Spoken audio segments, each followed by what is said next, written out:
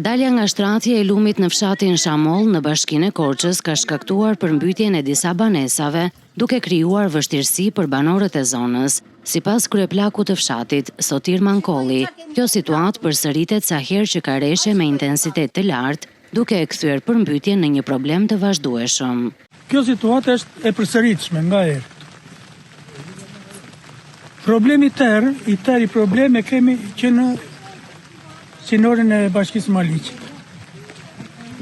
Është bërë një portë e madhe aty që vaditet gjithë fusha poshtë e bashkisë Maliqit. Edhe i kanë bërë ca porta të ngushta nga 78 pënd. Banorët e fshatit thonë se brenda një muaji janë përmbytur 2 herë, duke pësuar dëme të konsiderueshme jo vetëm në banesa, por edhe në bazat ushqimore për blegtorin, të cilat përbëjnë burimin kryesor të jetesës për shumë familje. E shera e dytë që po mbytemi. U mbytëm mos o zot, sirën e pare dhe tashitin.